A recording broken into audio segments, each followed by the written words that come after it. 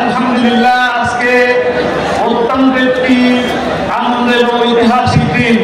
এই দিনে আমরা একত্রিত হতে পারলাম। মহান রব্বুল আলামিনের দরবারে শুকরিয়া আদায় করি, বলি আলহামদুলিল্লাহ। আল্লাহর প্রিয় হাবিব রাসূল সাল্লাল্লাহু আলাইহি সাল্লাম এই দুনিয়াতে এসেছিলেন আমাদের সকলের জন্য রহমত স্বরূপ।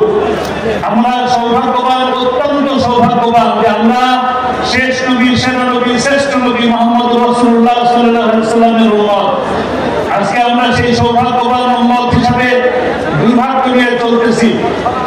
দুর্ভাগ্য এই কারণে যে আমরা যে নবী করিম সাল্লাল্লাহু আলাইহি সাল্লামকে সোনালী যুগ উপহার দিয়ে গিয়েছিলেন যে কোরআনের মাধ্যমে, সেই কোরআনকে আমরা মানতেছি না, কোরআনকে পড়তেছি না, কোরআনকে জানতেছি না, কোরআনকে বুঝতেছি না। আজকে সেই কোরআনকে না মানার কারণে, না বোঝার কারণে আজকে গোটা বিশ্ববাসী, বিশেষ করে বাংলাদেশের পরে জুলুমের পাহাড় বসে আছে।